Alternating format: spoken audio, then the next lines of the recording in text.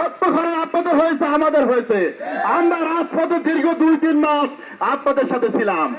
আপনাদের নেতা তারেক জিয়ার বিরুদ্ধে মামলা হয়েছে, জামাত ইসলামী হরতাল করেছে, লাকসামের আমাদের বিরুদ্ধে মামলা হয়েছে, আমাদের লোকেরা জেল খেটেছে। আমরা লাকসামে আপনাদের বিরুদ্ধে কি এমন অপরাধ করেছি আপনারা আমাদেরকে জবাই করবেন, আপনারা আমাদেরকে এখান থেকে উৎখাত করবেন। আমি বিএনপির নেতৃবৃন্দকে আরো দায়িত্বশীল সুলভ ভূমিকা আশা করছি।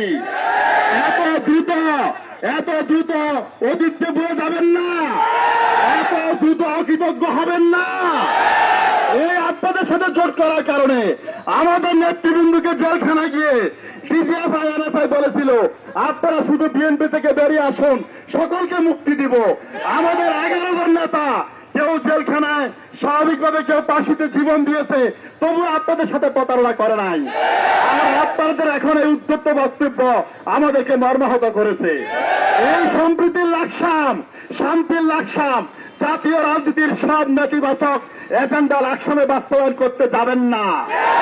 এই স্থিতিশীল লাকসামকে স্থিতিশীল রাখুন। এই জাতীয় এজেন্ডা উপজেলায়, তারপর ইউনিয়নে, তারপর ওয়ার্ডে, তারপর গ্রামে গ্রামে সন্ত্রাস ছড়িয়ে দিবেন না। আমরা দীর্ঘ 17 বছর সেই প্রতিষ্ঠার বিরুদ্ধে আন্দোলন করেছি, যাদেরকে বিদায় করেছি তাদেরকে পুনরায় প্রতিষ্ঠিত হওয়ার সুযোগ করে দিবেন না। এখন নির্দলীয় সরকারের অধীনে একটি সুষ্ঠু স্বচ্ছ নির্বাচন হবে। আপনাদের সাথে এখন আমাদের জোটের প্রয়োজন নাই। আপনারা আপনাদের প্রতীক এবং দলীয় আদর্শ নিয়ে জনগণের কাছে যাবেন, আমরাও যাব। জনগণ তাকে ভোট দিবে, তারা নেতৃত্ব দিবে। আসুন আমরা শান্তির লাকসামকে শান্তিতে রাখি, ঐক্যের লাকসামকে ঐক্যবদ্ধ রাখি।